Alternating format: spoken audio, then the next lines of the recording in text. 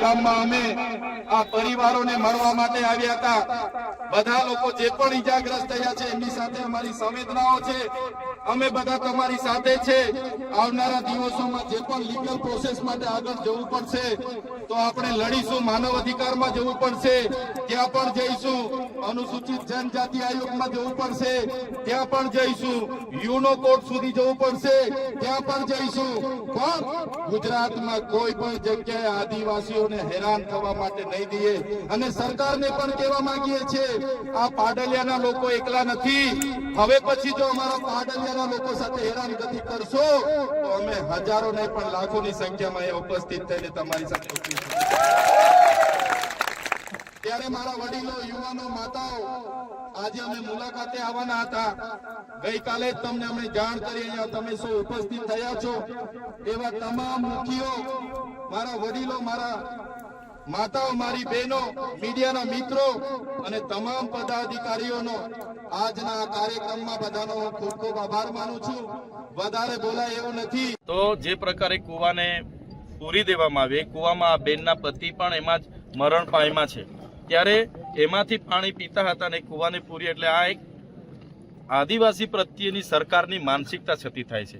કોઈ બીડગાર્ડની કે કોઈ પોલીસ કોન્સ્ટેબલની હિંમત ના થાય, પણ એમને કેટલાક નેતાઓ, ઉચ્ચ પોલીસ અધિકારીઓ, ઉચ્ચ ફોરેસ્ટ અધિકારીઓ દ્વારા આદેશો થયા અને અહીંયા હિંસા થઈ છે।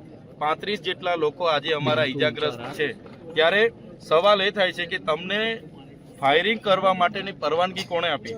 તમને ટીયર ગેસ છોડવા માટેની પરવાનગી કોણે આપી? લાઠીચાર્જ કરવાની પરવાનગી કોણે? જેણે પણ પરવાનગી આપી છે એમના પર પણ કાર્યવાહી થાય એવી અમારી માંગણી છે।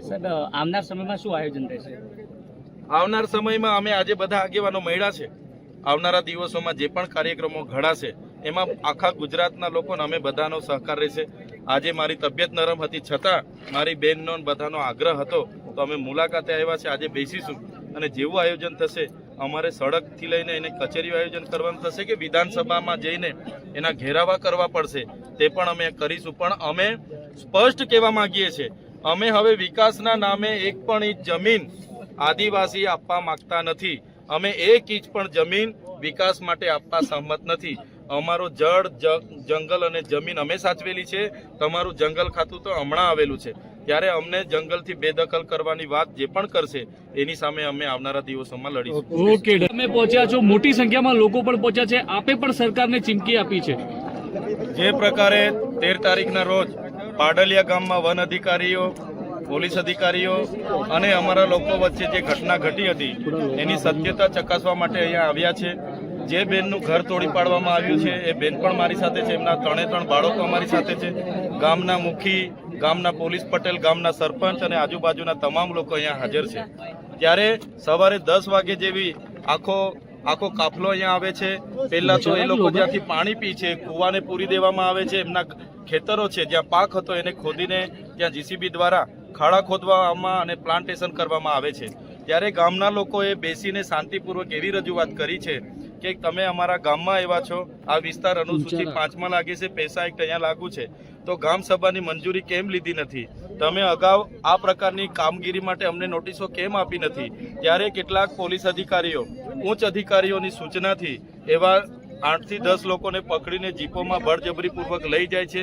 એમને છોડાવવા માટે ગામના લોકો પ્રયાસ કરે છે, ત્યારે ગામના લોકો પર તરત લાઠીચાર્જ કરી દેવામાં આવે છે અને ગામના લોકોને દોડાવીને મારવામાં આવે છે, જેમાં 32 થી 35 લોકો અતિ ગંભીર રીતે ઘવાયેલા પણ છે। ત્યારે નાસભાગ થાય છે છતાં પોલીસ દ્વારા ટીયર ગેસના 27 જેટલા અહીંયા સેલ છોડવામાં આવ્યા છે। તો કોના આદેશથી ટીયર ગેસના સેલ છોડવામાં આવ્યા છે? સાથે સાથે લોકોએ કીધું કે 50 થી પણ વધારે રાઉન્ડ ફાયરિંગ કરવામાં આવ્યું છે। તો કોનો આદેશ હતો કે અહીંયા અમારા લોકો પર ફાયરિંગ કરવામાં આવ્યા?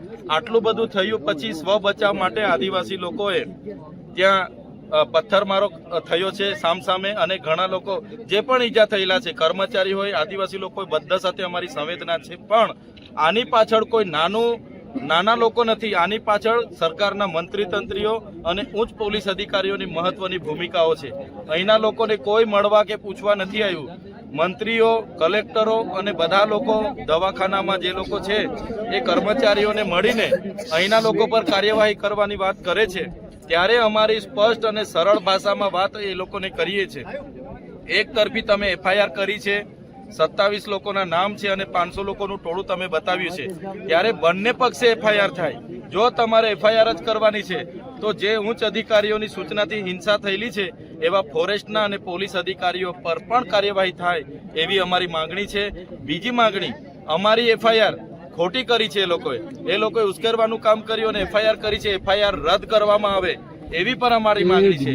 જો આમ નહીં થશે અને અમારા લોકોને ખોટી રીતે હેરાન કરવામાં આવશે તો આવનારા દિવસોમાં અંબાજીથી ઉમરગામના લોકો અમે ભેગા થઈને એની કચેરીઓમાં પણ જઈશું અને ગાંધીનગરનો રસ્તો પણ અમે પકડીશું.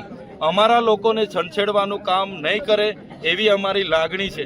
જે પ્રકારે મીડિયા અને ત્યાંના પોલીસ એસપીએ નિવેદન આપ્યા કે તીરકામઠા, ભાલા, પાલિયા દ્વારા હુમલા કરવામાં આવ્યા છે, એવા કોઈ પણ હત્યારો આદિવાસીઓ પર નહોતા. આદિવાસી સંવાદમાં માને છે, સંવિધાનમાં માને છે અને સંવાદ અને સંવિધાનની વાત કરવા માટે જ આદિવાસી અહીંયા 3 કલાક એ લોકો સાથે સમજૂતી કરી, પછી પણ નહીં થઈ અને લાઠીચાર્જ કર્યો, ત્યારે આ હિંસાની ઘટના ઘટી છે. તમે જુઓ આ બેન પર એ લોકો શું માગી ખાય છે. આ એમના નાના નાના છોકરાઓ છે, એમનું ઘર તોડી પાડ્યું છે. એ ઘર આજનું નહોતું, વર્ષોથી એ લોકો રહે છે. એમની પેઢી દર પેઢીથી આ ગામમાં રહે છે અને આ જમીન એમની છે. એમણે 2006ના વન અધિકાર અધિનિયમ અંતર્ગત દાવા પણ કર્યા છે, તો સરકારે એ દાવા મંજૂર કરીને આપી દેવા જોઈએ, સનતો આપી દેવી જોઈએ. સરકાર કેમ નથી આપતી? એટલે ઉદ્યોગપતિઓના ઇશારે કામ કરનારી આ ભાજપની સરકાર, એમના વન મંત્રીના ઇશારે, એસપીના ઇશારે અહીંયા હિંસા થયેલી છે અને જે પણ અમારા આદિવાસી સાથે અત્યાચાર થયો છે, જો એમને ન્યાય નહીં મળશે તો આવનારા દિવસોમાં અમે માનવ અધિકાર આયોગમાં, અનુસૂચિત જનજાતિના આયોગમાં અને યુનોની કોર્ટમાં પણ જવાની ફરજ પડશે. તો એમના ન્યાય માટે અમે જઈશું. આજે અમારી લીગલી ટીમ પણ છે. અમને જ્યાં પણ એવું લાગશે ત્યાં અમે આવનારા દિવસોમાં આગળ વધવાના છે. એકલા નથી, તમારી સાથે આખા ગુજરાતના આદિવાસીઓ ઉભા છે અને જે આદિવાસીઓને બદનામ કરવાનો એમના સરકારોએ, એમના મંત્રીઓએ કર્યું છે કે આદિવાસીઓએ હુમલો કરી દીધો, આટલા પોલીસ અધિકારીઓને હુમલો કરી મારી નાખવાના પ્રયાસ કર્યા, ત્યારે આદિવાસી તો અહીંયા 3 કલાક સુધી વિનંતી કરતો હતો કે સાહેબ, અમે અમારા બાપ દાદાઓથી અહીંયા રહીએ છીએ, 3 પેઢી 4 પેઢીથી અમારું ગામ છે, ઘર છે, અમારો કુવો છે. અમે 2006 અંતર્ગત વન અધિકાર અધિનિયમ અંતર્ગત આ જમીન માંગવા માટેની અરજીઓ કરી છે. અમને સનતો પણ મળી છે, કેટલા લોકોની સનતો પણ પેન્ડિંગ છે, છતાં કોઈનું સાંભળ્યા વગર જે વન વિભાગ, જે પોલીસ અધિકારીઓ અને રેવન્યુ વિભાગે જે કૃત્ય કર્યું છે એની અમે નિંદા કરીએ છીએ, એને અમે વખોડી કાઢીએ છીએ. આજે અહીંયા લીગલ સેલના પણ મારા વકીલો, મારા એડવોકેટ ટીમો આવેલી છે. જ્યારે પણ આ કામને ન્યાયિક લડતની જરૂર પડશે, જ્યારે પણ આ ગામના લોકોને લીગલી લડતની જરૂર પડશે, ત્યારે પણ અમે તમારી સાથે છે.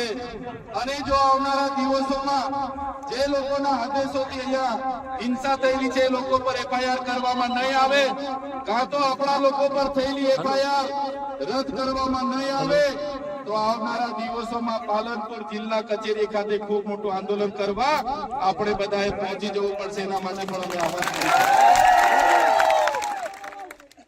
સાથીઓ, ગુજરાતમાં આપણે 15% આદિવાસી વસ્તી છે, 15% આદિવાસી વસ્તી છે. રાજસ્થાન આપણી નજીક છે, મધ્યપ્રદેશ નજીક છે. કોઈએ ડરવાની જરૂર નથી. જે લોકો સંવિધાનનું ઉલ્લંઘન કરીને આપણને ડરાવવાની કોશિશ કરે છે, ત્યારે એ સંવિધાન એ બાબા સાહેબ આંબેડકરે બનાવેલું સંવિધાન છે, જયપાલસિંહ મુંડાએ બનાવેલું સંવિધાન છે. અનુસૂચિ 5 માં મળેલા આપણા અધિકારો છે એને બચાવવા માટે આપણે બધાએ હવે આગળ આવવું પડશે.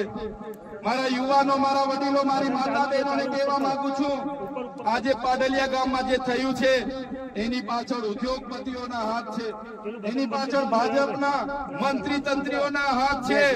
એમણે પોલીસ અને વન વિભાગને એમનો હાથો બનાવીને આપણી સાથે લડાવીને, આપણને ડરાવીને આપણી જમીન મેળવવાના પ્રયાસો કર્યા છે, ત્યારે આપણે બધાએ પક્ષ, પાર્ટી, સંગઠન, સંપ્રદાય અને બધું જ ભૂલીને એક આદિવાસી તરીકે જ્યારે પણ આપણા ભાઈ સાથે અન્યાય થાય, જ્યારે પણ આપણી બેન સાથે અન્યાય થાય, જ્યારે પણ આપણી જરૂર પડે ત્યારે બધાએ એક અવાજ પર ભેગા થવા માટે તૈયાર થઈ જવું પડશે, નહીં તો આપણી જમીન આ લોકો આપણા પરથી છીનવી લેશે. ત્યારે સાથીઓ, આજે મારી તબિયત પણ નરમ હતી, પણ જે મારી બેન કાલે પરમ દિવસે એમના વિડીયો મેં જોયા, ગામના લોકો સાથે સંપર્ક કર્યો, ત્યારે મને થયું કે જઈને બેનને મળીએ, હકીકત જાણીએ. અને અહીંયા આવીને જોયું ને જાણ્યું, ખરેખર ખૂબ અત્યાચાર આપણા લોકો સાથે થયો છે અને પાછા આપણા લોકો પર જ FIR થઈ છે અને કોમ્બિંગ કરીને બધાને પકડવાની વાત છે. ત્યારે કોઈએ ડરવાની જરૂર નથી. ક્યાંય પણ તમારી સાથે અન્યાય થશે તો આખા ગુજરાતનો, આજુબાજુ રાજસ્થાન હોય કે મધ્યપ્રદેશનો આદિવાસી સમાજ તમારી સાથે છે. ત્યારે મારા વડીલો, મારી યુવાનો, મારા ભાઈઓ અને બહેનોને અમે કહેવા માટે આવ્યા છે, જ્યારે પણ આદિવાસી સમાજની લડતની વાત હશે, જ્યારે પણ આદિવાસી સમાજ માટે લડવાનું હશે, એ સડકથી લઈને સદન સુધી અમે લડવા માટે તૈયાર છે. પણ તમારો બધાનો સહકાર અમને જોઈશે, ત્યારે આ લોકો સામે અમે સમાજ સામે લડીએ છીએ, સમાજ માટે લડીએ છીએ, સરકાર સામે લડીએ છીએ. ત્યારે આ સરકારોને ગમતું નથી. અમને પણ જેલોમાં નાખી દેવામાં આવે છે, જેલોમાં લઈ જઈને અમને ડરાવવામાં આવે છે, ધમકાવવામાં આવે છે, વેદના આપવામાં આવે છે, મારા પરિવારને પીડા આપવામાં આવે છે. છતાં અમે ડરતા નથી અને ડરીશું પણ નહીં. મારા સમાજના તમામ મુખીઓ, મારા પટેલો, મારા સરપંચો, મારા તમામ પદાધિકારીઓ, યુવાનો, વડીલોને અમે કહેવા માટે આવ્યા છે, જ્યારે પણ આદિવાસી સમાજ પર આફત આવશે, આપણી અસ્મિતાની વાત હશે, આપણી સંસ્કૃતિની વાત હશે, આપણી બહેનો સાથે અન્યાય થશે કે યુવાનો સાથે અન્યાય થશે, તો આ ચૈતરભાઈ વસાવા અને અમારી ટીમ અમે આગળ લઈશું. સુપ્રીમ કોર્ટે આપ્યો, સુપ્રીમ કોર્ટે પણ કીધું કે ન લોકસભા ન વિધાનસભા, સબસે ઊંચી ગ્રામ સભા. ત્યારે આપણા મુખ્ય વાત કરી કે ગ્રામ સભાનો પાવર છે. અનુસૂચિત 5 વિસ્તારમાં ગ્રામ સભાની પરવાનગી લેવી પડે. આ વિસ્તાર 65/1996 અંતર્ગત આવે છે. તમારે આ કાર્યક્રમ કરવા માટે, તમારે આ પ્રકારનું પ્લાન્ટેશન કરવા માટે ગામ સભાને કેમ જાણ કરવામાં નથી આવી? ગામ લોકોને કેમ નોટિસો આપવામાં નથી આવી? ગામ સભાની મંજૂરી કેમ લેવામાં નથી આવી? એવા સવાલો કરતા વનકર્મીઓએ, પોલીસ અધિકારીઓએ ઉશ્કેરાઈ જઈને આપણા 10 થી 15 આગેવાનોને પકડીને બળજબરી પૂર્વક અહીંથી પોલીસ સ્ટેશને લઈ જવા માટેના પ્રયાસો કર્યા. ત્યારે ગામના લોકો એમને છોડાવવા માટે આગળ આવ્યા.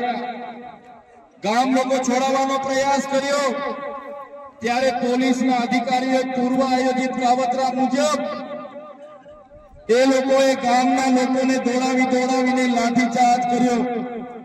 હમણાં જ ગામના મુખીએ, ગામના સરપંચો, એમને ગામના પોલીસ પટેલે મને કીધું કે લગભગ 32 થી 35 લોકો ગંભીર રીતે ઘવાયેલા છે, એમને ઈજાઓ પહોંચી છે અને એ લોકો પોલીસના ડરના કારણે સરકારી દવાખાનાઓમાં નથી ગયા, પણ ઔષધિઓની દવા કરે છે, દેશી દવા કરે છે અને આજે પણ એ લોકોની સ્થિતિ ખૂબ જ ગંભીર છે.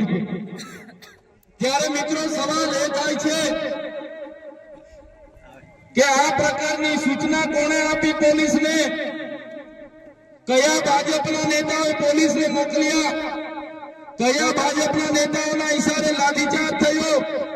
કયા ભાજપના નેતાઓના ઈશારે અહીંયા 27 જેટલા ટીયર ગેસ છોડવામાં આવ્યા? અને કયા ભાજપના નેતાના ઈશારે અહીંયા 50 થી પણ વધારે રાઉન્ડ ફાયરિંગ કરાવવામાં આવ્યું? આ ફાયરિંગમાં નાસભાગ કરતા ઘણી માતાઓ, ઘણા બહેનો, ઘણા વડીલો ઈજા પામેલા છે. ત્યારે સાથીઓ, આપણો આદિવાસી સમાજ સંવિધાન અને સંવાદમાં માનનારો છે.